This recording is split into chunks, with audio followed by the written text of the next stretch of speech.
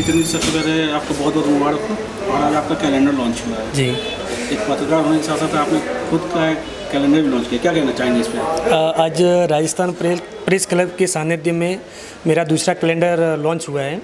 उसका नाम prime top है और विशेष ये बड़ी बात है कि आदर्श ग्रुप के जगदीश जी और आज चीफ गेस्ट के तौर पर Chetan Singh Rathore, RD group, RD foundation, जो बहुत बड़ा एक नाम है और राजस्थान में जन सेवा करते हैं। मोबाइल मार्केट में भी आरडी टेलीनेट प्राइवेट लिमिटेड का बहुत अच्छा नाम है। और सूचना पीआरओ आज राजस्थान गवर्नमेंट से यहाँ लगे हुए ऋतु जी सोढ़ी, उनका भी आज सानिध्य रहा और विशेष पत्रकारिता का बहुत अच्छा सहयोग रहा है। और मेरा जो कैलेंडर है उसमें विक्रम संवत और जो सूचनाएं देनी चाहिए, जो आज मकर संक्रांति के उपलक्ष्य में जो कैलेंडर लॉन्च हुआ है, हर एक लोग क्या करते हैं, 1 तारीख को लॉन्च कर लेते हैं कैलेंडर और फिर क्या 1 तारीख को ज़्यादा लोग घर पे कैलेंडर देना चाहते हैं कि भाई 1 तारीख आ गई है और आप कैलेंडर दे दो। तो क्या हर घर में 3-4 कैलेंडर हो जाते हैं और उस कैलेंडर की कदर नहीं रहती है और क्यों ना क्यों वो कैलेंडर उधर उधर पड़ा रहता है। और मैंने उस तारीख ऐसी फिक्स की जो कैलेंडर का महत्व समझे। आज वो कैलेंडर कम से कम हमने हज़ारों कॉपियाँ छापी है और जो कुछ हमारे कैलेंडर में सहयोग करते हैं उनमें भी वो कॉपियाँ हम देते हैं, वो भी अपने परिवारजन को, अपने व्यापारी जगत में वो कैलेंडर दे सके। अलग ऐसी बातें, अलग अलग लोग होते हैं, अलग अलग जानकारियाँ होती है। लोग कहते हैं मोबाइल में कैलेंडर है, घड़ी में कैलेंडर है, मगर प्रिंट कैलेंडर का हकीकत अलग ही है। जो सामने दिखता है, दूध का हिसाब हो, अपने शुभ संकेत का हिसाब हो, शुभ लाभ का संकेत हो, उस कैलेंडर में प्रिंट हो जाता है और अच्छे भावों से वो उस कैलेंडर को अपन अच्छा बुरा सब उसमें देखने को मिल जाता है। जिस तरह का आज प्रेस मीडिया क्लब में का सहयोग मिला है वो मेरे लिए बहुत लाभदायक है। और मैंने 2 कैलेंडर, एक बुक लॉन्च की थी जो विधान भवन में लॉन्च की थी, महाराष्ट्र एकनाथ शिंदे जी के हाथों से हुई थी, राहुल जी नार्वेकर के हाथों से हुई थी, जो मेरे लिए कम उम्र में बहुत बड़ी उपलब्धि है। और ये उपलब्धि मेरे लिए नहीं है, ये बहुत मैं प्रेस क्लब के वरिष्ठ नागरिक है उनका भी सहयोग है जो मुझे हमेशा पॉजिटिव ऊर्जा देते रहते हैं। और कहीं ना कहीं लोगों का डिमोटिवेशन सामने भी आता है कि नहीं ऐसा नहीं करना चाहिए, ऐसा करना नहीं चाहिए, मगर मैं अपने दिल का ही सुनता हूँ और दिल से ही काम करता हूँ। बस मुझे लगता है कि मुझे ये काम करना है, फिर आगे कुछ भी हो जाए वो काम करके ही रहता हूँ। इसलिए आप सभी का धन्यवाद तहे दिल से। हाँ भाई वहाँ है साथ में। जी नरेश जी, हाँ, आज आप एक पत्रकार के कैलेंडर लॉन्च में आ गए। हाँ, जितेंद्र जी को, तो इसके लिए आप क्या बोलना चाहेंगे? जी जितेंद्र जी का बहुत बहुत धन्यवाद और मैं सबको धन्यवाद देना चाहता हूँ क्योंकि इन्होंने मुझे यहाँ आमंत्रित किया और मुझे बहुत अच्छा लगा यहाँ आके और आगे भी साथ में हम लोग जुड़े रहेंगे। जी, आप एक फिल्म निर्माता भी हैं और सुनने में आया कि आप एक तमिल फिल्म भी लेकर के आ एक मैं बहुत ही अच्छा सब्जेक्ट में लेकर आ रहा हूँ। उनका नाम है मैनी, जो साउथ की फिल्में हैं और उस फिल्म की जो पटकथा जो भी है, राइटर है बहुत अच्छे हैं और उसका एक बहुत रियल घटना पे उस मूवी को मैं लेकर आ रहा हूँ क्योंकि 5 साल के बच्ची के साथ में बलात्कार हो जाता है। बलात्कार करने के बाद उस बच्ची को मार दिया जाता है। उसी को मैं दिखाने का कोशिश किया हूँ कि एक गरीब महिलाएं जो चाय बागान में काम करने वाली होती है तो ना पॉलिटिकल उनको साथ देती है ना ही पुलिस वाले साथ देती है। वो 5 महिलाएं कैसे बदला लेती है जो बलात्कारी होता है उसके साथ में, यही मैं दिखाने का कोशिश किया हूँ और उधर का रियल घटना है।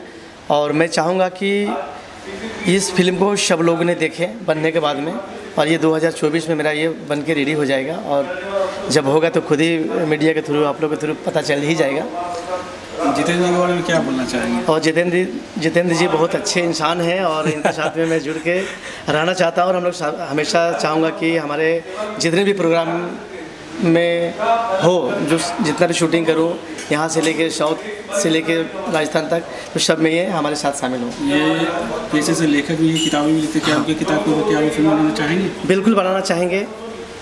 जब एक अच्छी सब्जेक्ट हमारे पास आएंगे तो हम ज़रूर बनाना चाहेंगे। और जितेंद्र जी का मैं चाहूँगा कि मुझे अच्छी सब्जेक्ट चाहे जो गुजराती में भी हो, क्योंकि मैं गुजरात से नहीं हूँ, फिर भी मैं चाहूँगा कि मैं एक कला के क्षेत्र से हूँ, तो मैं चाहूँगा कि जितेंद्र जी एक अच्छी सब्जेक्ट मुझे दे जो गुजराती फिल्म में बना के मैं पेश कर सकूँ। आप क्या कहेंगे जितेंद्र जी, आपकी दूसरी पुस्तक के लिए क्या?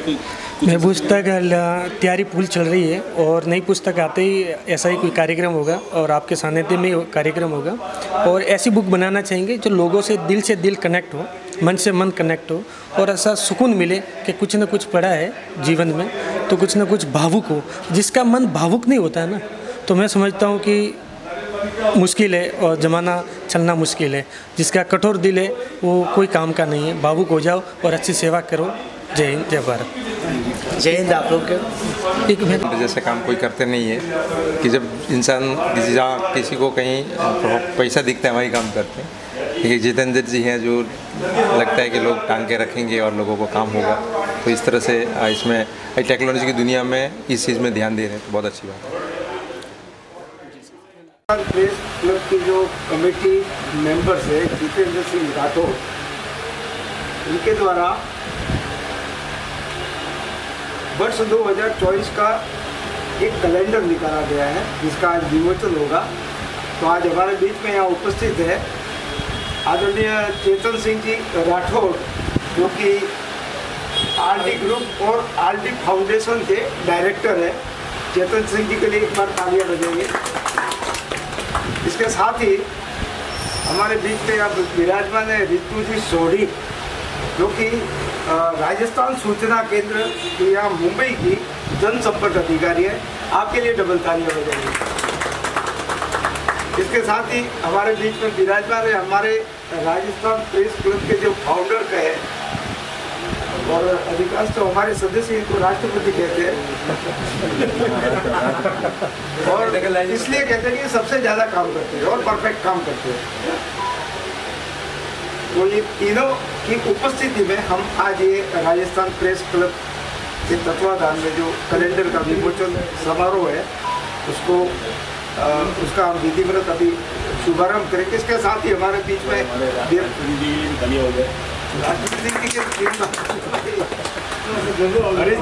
हरीश जी राजावत है, हमारे प्रेस क्लब के सह सचिव है। दिनेश्वर माली, राजस्थान प्रेस क्लब के तत्वाधान में प्राइम टॉप कैलेंडर का विमोचन हुआ है। क्या कहेंगे आप? बहुत बहुत धन्यवाद जो कैलेंडर निकालने वाले हैं। और जो मैंने बताया पहले कि एक ज़रूरी चीज़ होती है, लेकिन लोगों को जो प्रॉफिट नहीं होता छोड़ देते हैं, लेकिन जो शौकीन रहते हैं और इस चीज़ को अहमियत करते हैं, समझते हैं, वो इस चीज़ के पीछे लगे हुए रहते हैं और हमारी उसको जीवित रखते हैं। तो कहने का अर्थ ये कि कैलेंडर इसकी आज भी अहमियत है। जिस प्रकार से इलेक्ट्रॉनिक्स मीडिया और प्रिंट मीडिया, आज भले इलेक्ट्रॉनिक्स मीडिया काफ़ी आगे है, लेकिन उसके बावजूद भी प्रिंट मीडिया की अपनी जो महत्व है वो कम नहीं हुआ है। हमारे बीच में रितु जी सोढ़ी है, जो राजस्थान। चेतन जी, मैं एक सवाल पूछना चाहता हूँ। राजस्थान में आपका एक फाउंडेशन चलता है, आरटी फाउंडेशन, उसमें नई नई क्या एक्टिविटियाँ आपने ज्वाइन की है और किस तरह का आगे लोगों की जन सेवा होने वाली है, उसमें तरह? फाउंडेशन राजस्थान में कुछ 35 गाँवों में चलता है और वैन जाती है एवरीडे, और उसमें दवाइयाँ रहती है, डॉक्टर रहते हैं। तो वहाँ पे लोग जो शेड्यूल बना हुआ है तो उसके हिसाब से लोग आते हैं, और उसमें जो भी लोगों के बीमारी रहती है तो डॉक्टर देख के उसके हिसाब से दवाइयाँ देती है। और रोज़ के हम लोग 250 के आसपास OPD कवर करते हैं और इस तरह से चलता है। और क्या कोई नया एक्टिविटी ज्वाइन करते हैं आप? एक्टिविटी तो बहुत सारी दिमाग में है, और लोगों को भी बोलता हूँ कि कुछ ना कुछ करते रहिए। किसी की इच्छा है तो आइए, हमारे पास तो सर्वे चलता रहता है, लेकिन एक सब चीज़ की सीमित होती है, एक टाइम देने की, एक एनर्जी की, और जो मेन चीज़ है जो इकोनॉमिक फंड है उसकी भी एक सीमित सीमा होती है। तो जितना हो सकता है इतना करते हैं, लेकिन मेरे पास बहुत सारे प्रोजेक्ट है और हमारे भी प्रोजेक्ट चल रहे हैं। 2-3 बालिका चेतना का, एक स्कूलों में जाके जो गर्ल्स को अवेयरनेस करते हैं, और एमकेर एकेडमी एक चलती है जिसमें जो वहाँ के बच्चे होते हैं वो 10वीं पास करके जॉब पे जाने की कोशिश करते हैं, लेकिन एक लिमिट तक हमारी जो दुकानें होती है उधर जॉब मिल जाती, फिर नहीं मिलती है, क्योंकि वो उससे ज़्यादा वो पढ़ाई करने में सक्षम नहीं होते हैं। और इनके लिए ज़रूरी जो क्या करना चाहिए, गांव से है, एक गांव में वो बड़े हुए हैं और वो स्कूल में गए तो उनको नॉलेज नहीं होता है। तो हम कोशिश करते हैं एक मोबाइल का रिपेयरिंग का सिखाने का, और थोड़ी बहुत वो और उसके नज़दीक चीज़ें सिखाते हैं, जैसे सेल्स कैसे किया जाएगा, किस तरह से मार्केटिंग की जाती है, सोशल मीडिया से कैसे मार्केटिंग की जाएगी अगर आप खुद शॉप करते हो या किधर काम करते हो। तो उससे ये होता है कि एक बच्चा थोड़ा रेडी हो जाता है, फिर जॉब पे लग जाता है। और अच्छी बात ये है कि हम मैक्सिमम हमारे इधर ही काम कराने के लगाने की कोशिश करते हैं। फिर और कहीं किसी की ज़रूरत होती है करते हैं, और अपने आप में सबसे पहले उनको ऑप्शन देते हैं कि आप अगर खुद की दुकानें छोटी मोटी कर सकते हो किसी की हेल्प लेके या हमारी हेल्प लेके, तो वैसे करते हैं। तो अभी लगभग हमारे पास 17-18 बैच चल रहा है। हर बैच के अंदर 15 से 20-25 बच्चे होते हैं, तो 200 के ज़्यादा लोग पास हुए हैं। कुछ हमारे पास है, कुछ खुद का काम कर रहे हैं, कुछ जॉब भी ढूंढ रहे हैं वैसा। तो इस तरह से एक्टिविटी चल रही है। मोबाइल मार्केट में भी आपका एक अच्छा नाम है जी। और सरकारी में भी शायद आप साथ देते हैं जी। मोबाइल मार्केट में आपका एक बड़ा नाम है, तो सरकार भी आपके ऊपर थोड़ा सा आपको सहयोग करती है, क्या बोलना चाहिए इसके? सरकार कैसे सहयोग करती है? व्यापारी हो तो सही, हम टैक्स भरते हैं और बाकी जो सुविधा सब पूरी सबको मिलती है, इस तरह से मिलती है। मेरे को नहीं कि व्यापारी को अलग से कुछ सपोर्ट मिलता है, जैसे वहाँ रोड है, ये है, वो सब जो सुविधा मिलती है, सुरक्षा है, वो है। बाकी व्यापारी को अलग से कोई सहायता गवर्नमेंट से मेरे ध्यान में नहीं है कुछ रहेगा तो ऐसा हमारे लिए। जो जनता के लिए रहती है वो हमारे लिए भी रहती है। व्यापारी, हर कोई व्यापारी को एक उनकी रिस्पॉन्सिबिलिटी है कि वो एक व्यापार करके टैक्स भरे, और हम भरते हैं। मोबाइल मार्केट का सरकार ध्यान दे रही है? सरकार जो सबकी ध्यान देती है, ऐसे स्पेशल मोबाइल मार्केट के लिए कि भाई इसको ध्यान दे, ऐसा कुछ नहीं है। मेक इन इंडिया के लिए अगर आप जाते हो तो ज़रूर उसमें कुछ बेनिफिट्स है, बट मोबाइल मार्केट के लिए अलग से कुछ ध्यान ऐसा नहीं। एक वैसे आप एक बहुत बड़ी ब्रांड के मालिक हैं, मोबाइल एसेसरी आरडी ब्रांड, और राजस्थान में आप अपने जन्मभूमि में आरडी फाउंडेशन के नाम से समाज की सेवा भी कर रहे हैं। तो विशेष रूप से मोदी का मिशन है मेक इन इंडिया, आत्मनिर्भर भारत और आत्मनिर्भर युवा।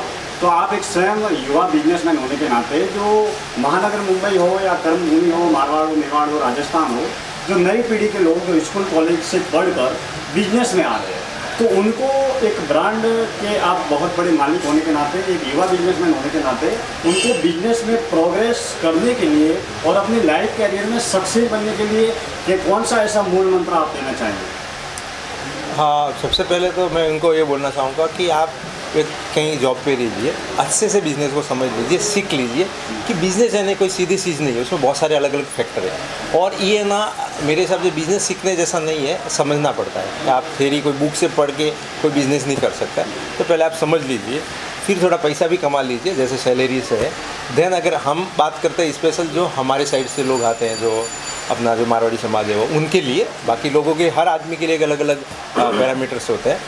तो उनको पहले जॉब करना चाहिए, अच्छे से सीखना चाहिए, फिर किसी के साथ में पार्टनरशिप में फंड और किसी का और बिजनेस स्टार्ट करना चाहिए, फिर धीरे धीरे आगे बढ़ना चाहिए जो हमने भी किया है, और फिर उसको ग्रोथ करनी चाहिए इस तरह से। एक दूसरा, जैसे युवा पीढ़ी जो आगे बढ़ती है, तो जब आगे बढ़ती है तो विशेष रूप से जिस तरीके से आरडी फाउंडेशन काम कर रहा है नशा मुक्ति के ऊपर, बालिका चेतना पे भी काम कर रहा है, शिक्षा और चिकित्सा के क्षेत्र में भी जन्मभूमि के लिए बहुत सारे प्रकल्प जो आरडी फाउंडेशन चला रहा है। तो नशा मुक्ति को लेकर मतलब जिस तरीके से आरडी फाउंडेशन ने आज तक क्या किया, और विशेष रूप से युवाओं को नशा मुक्त करने के लिए, जैसे जो भी राजस्थान के बेल्ट है, सिरोही, जालोर, पाली, ड्रग्स है, चरस है, अफीम है, गांजा है, शराब है, बीड़ी है, सिगरेट है, तमाम तरह के नशे हैं, तो युवा पीढ़ी के कैरियर को, अपने जीवन को, घर को, परिवार को ध्वस्त करने पर तुले हुए हैं। तो ऐसी परिस्थिति में आरडी फाउंडेशन ने नशा मुक्ति युवाओं को करने के लिए अब तक क्या किया और आगे क्या योजना है इसके लिए? नहीं, हमने पुलिस के साथ मिलकर कुछ गाँवों में, गांव के नंबर मेरे को ध्यान नहीं है, और हज़ारों लोगों को जागरूक किया था पुलिस प्रशासन के साथ में मिलकर कि भाई नशा नहीं करना चाहिए। डे 1 से हम यही कर सकते, बोल सकते और खुद नहीं करें नशा, ताकि एक मैसेज जा सकता है। बाकी खुद की ज़िंदगी है, वो लोग डिसीजन लेते हैं, लेकिन हमारी कोशिश एक सामाजिक लेवल पे ये होनी चाहिए कि आप क्या मैसेज देते हैं। ज़रूर कोई न कोई लोग प्रेरणा लेते रहेंगे, कुछ बात को समझते रहेंगे, और ज़रूर इस तरह से काम करना चाहिए।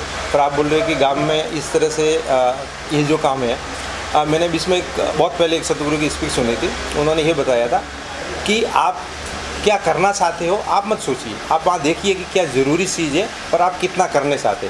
तब जाके हमने वहाँ जाके देखे कि क्या क्या ज़रूरी चीज़ है। जैसे मेडिकल में है जो हेल्थ वैन करती है, उसमें प्रॉब्लम ही है ना, एक इंसान को बुखार आ जाएगा ना तो उसको सिटी में जाना पड़ता है। सिटी में जाने के लिए, क्योंकि गाँव में डॉक्टर की तो कमी है, तो सिटी में जाने के लिए एक दिन खराब होगा, एक दिन की उसकी मजदूरी जाएगी। दूसरी है ना, अभी भी पहले जो हम थे तभी ना गवर्नमेंट के जो transport bus, public transport bus चलते थे, अभी पब्लिक ट्रांसपोर्ट बहुत कम हो गए, तो उसको व्हीकल हायर करना पड़ेगा और व्हीकल लेके जाना पड़ेगा। तो एक ज़रूरी है कि आप अगर जहाँ पहुँच सकते हैं इतना पहुँच लीजिए। और मेरा ये कोशिश रहती है कि जो हम 35 गाँव में, देश इतना बड़ा है, हमारा राज्य भी इतना बड़ा है, जिला भी इतना बड़ा है, तो हम कहीं पहुँच नहीं सकते। मेरी कोशिश हो रही है कि एक चिड़िया भी पानी डालती है आग बुझाने के लिए, उसे बुझेगी नहीं, उनकी कोशिश होती है। और दूसरी है प्रेरणा। अभी मेरे पास अभी तक 3-4 लोग आए हैं कि हम ऐसा कैसे कर सकते हैं, ज़रूर उसके मन में भाव आया है और मैं मेरी पूरी कोशिश करता हूँ। 1-2 और होगा तो हम ये नहीं सोच रहे हैं कि आप कितने तक पहुँच रहे हैं, लेकिन day by day 1 to 1 plus होते रहेंगे और लोग प्लस होते रहेंगे। अभी तक हमने 1,25,000 के आसपास लोगों को ये किया, तो बहुत बड़ा नंबर है और ऐसे नंबर बढ़ता रहेगा तो काम होता रहेगा। एक प्रश्न मेरा है जी सर। ऐसा है कि आज स्वास्थ्य संबंधी क्षेत्र में आप कार्य कर रहे हैं, स्वास्थ्य संबंधी क्षेत्र में कार्य कर रहे हैं। आज लोगों को किसी भी अस्पताल गए तो खून की डिमांड ज़्यादा बढ़ जा रही है, तो ब्लड डोनेशन कैंप के आधार पर अभी तक आपने कितने ब्लड डोनेशन कैंप चलाए और अभी तक कितने ब्लड आपने प्रोवाइड किया आपने, इसकी जानकारी दो। ये ब्लड प्रोवाइड करने की बात करते हैं कि वो तो हम तो मेरे पास ब्लड बैंक नहीं है, बट ज़रूर मेरे पास कॉल आता है। एक बार क्या हो रहा था, मैं यहाँ से राजस्थान जा रहा था, मेरे सुबह का टिकट था, तो मेरा जो है वो पॉजिटिव है ब्लड, तो वो रेयर मिलता है। तो हमारे कुछ राजस्थान के थे, उधर मद्रास से चेन्नई से इधर शिफ्ट किए थे बॉम्बे हॉस्पिटल में, और उनको हार्ट की सर्जरी थी। तो उन्होंने बोला, फ़ोन आया कि हार्ट की सर्जरी है और आपका ब्लड मैच हो रहा है, आपको आना होगा। तो मैंने टिकट मेरा आगे पीछे करके मैं गया और दिया। तो प्रोवाइड तो हम खुद कर सकते हैं, और कहीं इमरजेंसी होती है, लगता है तो जाके करते हैं। और जैसे टाइम मिलता है, जैसे 6 मंथ में करना चाहिए बट मैं नहीं कर पाता हूँ, जैसे टाइम मिलता है, जैसे कैंप लगता है तो हम ब्लड डोनेट कर सकते हैं, वो कर सकते हैं। दूसरी बात है कि कैंप, मैंने एक ही कैंप लगाया। कैंप में थोड़ा इशू ये आता है ना, लोग जागरूक नहीं है और पता नहीं क्यों लोगों को ब्लड नहीं करना चाहिए, कि करते नहीं है, और बहुत उसमें एनर्जी लगती है। और हम राजस्थान में काम उधर और नेगेटिव लोग हैं, 2-3 बार ट्राई किया, बट जो भी कोई कैंप करता ज़रूर हम उनके साथ जुड़ते हैं और हमारा पार्ट का हम मदद करते हैं, लोगों को अवेयर करके भेजने की कोशिश करते हैं। एक प्रश्न और है, बस उतना नहीं पूछूंगा। जी जी। ऐसा है कि व्यसन मुक्ति पे भी भाई साहब ने चर्चा किया है, व्यसन मुक्ति के ऊपर, नशा पूरी बात तो व्यसन मुक्ति कहते हैं। कौन सा मुक्ति? व्यसन ओ नशा, ओके, हिंदी में उसको व्यसन बोलते हैं। यस यस, सब आ जाता है उसमें। हाँ, तो व्यसन मुक्ति के तहत आज के तारीख जितने व्यसन मुक्ति केंद्र चल रहे हैं, उसके अंदर जो लोग जाते हैं वहाँ पर उनको प्रताड़ित किया जाता है और उनके परिवारजनों से हज़ारों रुपए की वसूली की जाती है, और बहुत सारे लोग वहाँ से भागने का प्रयास करते हैं, बच्चे भागने का प्रयास करते हैं वहाँ से, उनको प्रताड़ित करके और पैसा भी वसूल किया जाता है। तो इसको रोकथाम करने के लिए कभी आपने कितने व्यसन मुक्ति को आपने चेक किया? नहीं, ये जी, इसको मैं अच्छे से समझता हूँ। एक मसीना हॉस्पिटल है, वहाँ पे एक दिलासा करके एक संडे के दिन एक मीटिंग होती है, दिलासा करके नशा मुक्ति के बारे में होता है, किस तरह से पेशेंट को ट्रीट किया जाता है और किस तरह से रिएक्ट करते हैं। ठीक है, वो भागने की कोशिश है, कोई भी नशा करने की भागने की कोशिश करेगा। आप सोचिए कि अगर इधर कोई बचपन से चाय पी रहा है, उसको चाय छोड़नी है तो इतना डिफिकल्ट नहीं है। ठीक है, अगर सिगरेट बीड़ी है या फिर कोई और टाइप का नशा करता है तो वो उसके जान से ज़्यादा उसको कीमती समझता है। जान जाएगा तो चलेगा, लेकिन मैं इसको छोड़ नहीं सकता। तो सबसे पहले तो हम इस चीज़ को बोलना पड़ेगा कि नशा छोड़ना इतना आसान नहीं है। दूसरा ये है कि नशा छोड़ना इतना आसान नहीं, और उसको कितनी तकलीफ हो रही है वो हमको ध्यान में रखनी होगी, जो छोड़ने जा रहा है।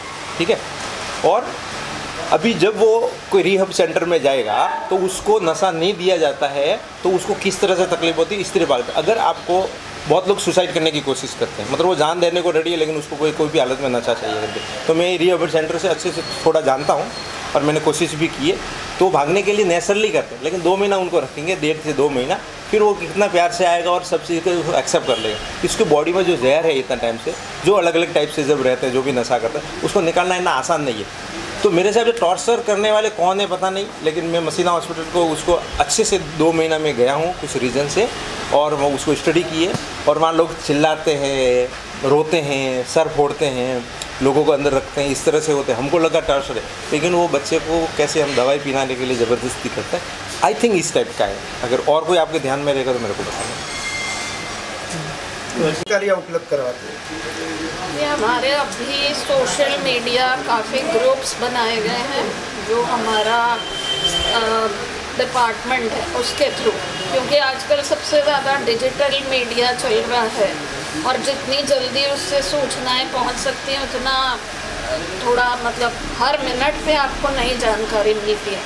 और मेरी कोशिश रहती है कि जो भी 3-4 यहाँ के ग्रुप्स हैं और स्पेशली राजस्थान प्रेस क्लब, उसको मैं अपने तरफ से रोज़ ही न्यूज़ डालती हूँ, और जो भी हमारे यहाँ सरकार की अच्छी योजनाएं हैं उनके बारे में मैं इनको बताती रहती हूँ। और इनका सहयोग तो हमें निश्चित रूप से चाहिए, क्योंकि इसी के द्वारा हम यहाँ अपने राजस्थानी कल्चर का पूरा प्रचार प्रसार कर पाएंगे, क्योंकि मैंने देखा है बहुत लोगों को पता ही नहीं है कि एक्चुअल राजस्थान है क्या। उनको लगता है कि राजस्थान में बड़ी गर्मी पड़ती है, बहुत बैकवर्ड है, जबकि ऐसा नहीं है। पानी नहीं मिलता वहाँ बहुत ही प्रगति हो चुकी है, विकास हुआ है पिछले कई सालों में और आगे भी होगा। घूमने के लिए बेस्ट जगह है। बिल्कुल, और घूमने के लिए तो वहाँ उदयपुर, चित्तौड़गढ़ और बहुत सारे, जैसलमेर, जोधपुर, जितना नाम लिया जाए उतना कम है। मैं लिखती भी हूँ, आर्टिकल्स भी लिख रही हूँ लगातार। विकसित भारत जो संकल्प यात्रा भी देश भर में चल रही है, महाराष्ट्र में भी चली, तो महाराष्ट्र में आपके सामने क्या क्या ऐसे बिंदु आए? सर एज सच तो मतलब जैसा भी राजस्थान से रिलेटेड ही मैं देखती हूँ, महाराष्ट्र का मुझे इतना ज़्यादा जानकारी नहीं है, क्योंकि हमारे राजस्थान के थ्रू जितनी भी चीज़ें होती हैं उसमें हमें इन्वॉल्व रहना पड़ता है। तो महाराष्ट्र की संकल्प यात्रा का मुझे इतना मतलब अनुभव भी नहीं है, इतना ज्ञान भी नहीं है जो मैं कुछ बता पाऊँ। जैसे आप मुंबई महाराष्ट्र में राजस्थान को जोड़ने का काम कर रही है, आप भी कर रही है और राजस्थान प्रेस क्लब भी कर रही है, तो मेरा ये कहना था कि भविष्य में राजस्थान प्रेस क्लब को या राजस्थान के व्यापारियों को या राजस्थान मारवाड़ के व्यापारियों को राजस्थान की कला साहित्य संस्कृति से जुड़े हुए किन किन प्रकल्पों पे काम करना चाहिए? देखिए, बहुत गुंजाइश है इसमें, और मैं चाहूँगी पहले आपस में ना मिलना स्टार्ट करें, एक दूसरे से जान पहचान बढ़े, ताकि जितना आप उस चीज़ को कर पाएंगे ना वो इसी के थ्रू हो सकता है। जब तक हम एक दूसरे को जानेंगे ही नहीं, अब राजस्थान सूचना केंद्र है लेकिन बहुत कम लोगों को पता है कि वो कहाँ है। तो मेरी गुजारिश है कि सभी लोग वहाँ एक बार विज़िट करें। आपकी छोटी मोटी जैसे पत्रकारों की कोई गोष्ठी होती है, कुछ है, तो हमारे यहाँ करें। 15-20 लोगों की व्यवस्था आराम से हो सकती है जी। और मेरे को ये चीज़ काफ़ी अच्छी भी लगती है कि हमारे कल्चर का प्रचार प्रसार हर जगह हो, जिसके लिए हम यहाँ आए।